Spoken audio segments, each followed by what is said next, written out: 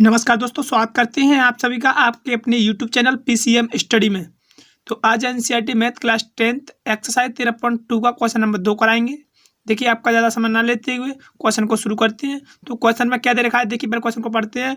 Question में दे रखा है कि एक इंजीनियरिंग के विद्यार्थी रचेत से एक पतली एल्यूमिनियम की शीट का प्रयोग करते हुए एक मॉडल बनाने को कहा गया है जो एक ऐसे बेलन के आकार का हो जिसके दोनों सिरों पर दो शंकु जुड़े हुए हों।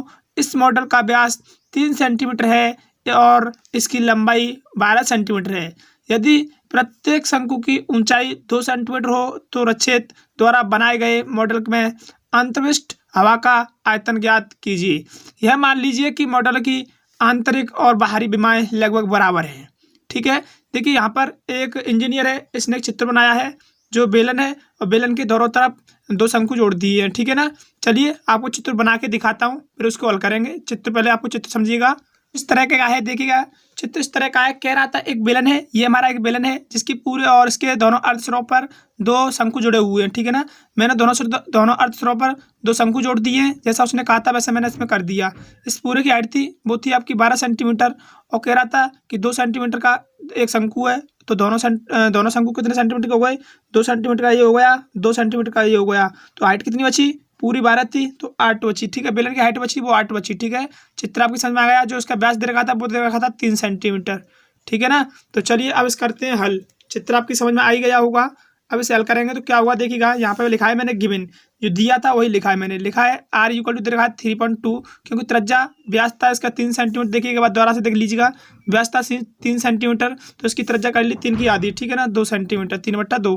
और h कितनी थी? शंकु की h है वो शंकु के लिए, देखिए मैंने लिख दिया यहाँ पर शंकु के लिए, वो है आपका 2 शंकु के लिए। ठीक है, 2 सेंटीमीटर वो शंकु के लिए, और जो 8 सेंटीमीटर बेलन के लिए। ठीक है, हाइट बेलन की हाइट है वो 8 सेंटीमीटर है। और मैंने फिर यहाँ पर लिख सकता हूँ, क्या लिख सकता हूँ कि इन दोनों शंकुओं का आयतन प्लस इस बेलन का आयतन। ठीक है, लिख सकता हूँ। तो मैंने यहाँ पर यही लिखा, 2 शंकु का आयतन प्लस बेलन का आयतन। ठीक है, तो अब इसकी वैल्यू लगाएंगे तो आपको आंसर मिल जाएगा। तो चलिए इसकी वैल्यू लगाते हैं। क्या लगाएंगे वैल्यू, देखिएगा 2 जैसे का तैसा रहने देते बाहर, क्योंकि 2 शंकु हैं। और शंकु का जो आयतन का सूत्र होता है वो होता है आपका 1/3 पाई r स्क्वायर h, ये होता है। ठीक है ना, और प्लस बेलन का जो आयतन होता है वो क्या होता है, वो आपको मैंने बता ही दिया था। वो होता है आपका पाई r स्क्वायर h। ठीक है ना, ये होता है। अब देखिए मैंने दूसरा पॉइंट आपको क्या बताया था कि इजी करने के लिए, कैलकुलेशन इजी करने के लिए इसमें से कॉमन लेना देखते हैं पहले। ठीक है ना, इसमें से कॉमन क्या मिल रहा है? इसमें से कॉमन मिल रहा है पाई r स्क्वायर। ठीक है ना, पाई r स्क्वायर ये कॉमन मिल रहा है। तो अंदर क्या बचेगा? 2, ये इसी का शंकु का ध्यान रखना, 2 गुणित 1/3 इसमें क्या बचा? r उसका तो कॉमन ले लिया, h बचा, प्लस इसमें क्या बचा? इसमें पाई r उसका दोनों कॉमन ले लिया था, h बचा। ठीक है ना, यही बचा। अब इसकी वैल्यू रखते हैं, तो वैल्यू रखेंगे क्या आएगा, देखिएगा पाई r जैसे का तैसा रहने देते हैं अभी, पाई r स्क्वायर। ठीक है ना, अब अंदर क्या बचा? 2 ऊपर ले जाऊंगा, 2/3। h की वैल्यू लगा दीजिएगा। h की वैल्यू कितनी है? h की वैल्यू हम निकाल चुके हैं। किसके लिए है? शंकु के लिए है। शंकु की हाइट थी वो कितनी थी? 2 सेंटीमीटर थी, तो 2 लगा दीजिए, प्लस h कितनी है?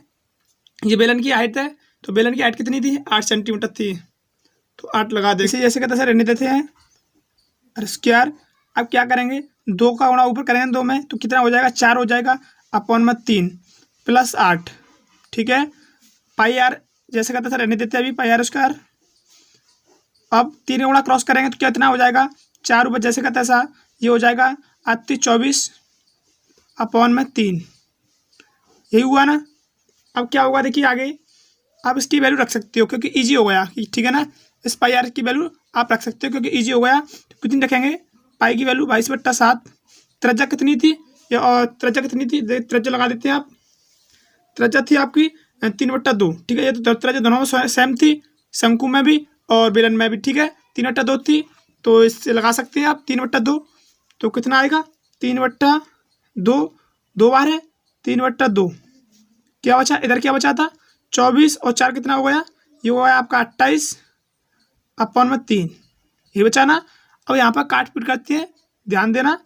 3 से इसे काट रहा हूँ मैं एक बार। ठीक है, अब इस 2 से इसे काट रहा हूँ मैं कितनी बार? 14 बार। ठीक है। अब इस 7 से काट रहा हूँ 14 को 2 बार, ठीक है। कितनी अच्छी कैलकुलेशन कर रहा हूँ, धीरे धीरे कर रहा हूँ, स्टेप बाय स्टेप बताते जा रहा हूँ, ठीक है ना। आपकी समझ में जरूर उससे मैं इस 2 को काट देता हूँ, ठीक है ना।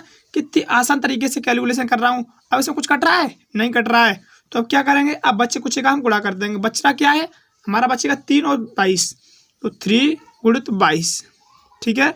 अब 22 गुणा 3 में करेंगे तो ये हमारी वैल्यू हो जाएगी 22 तिया 66, ठीक है। 22 तिया 66, ये आपका हुआ, यही आपका आंसर हो गया, ठीक है ना। और ध्यान रखना आयतन होता है वो सेंटीमीटर क्यूब में होता है, ये आपका आंसर है। ध्यान रखना जो भी आंसर आएगा आयतन का आंसर आएगा वो क्यूब में होता है आंसर, ठीक है ना। ये इस तरह आपका क्वेश्चन होता है।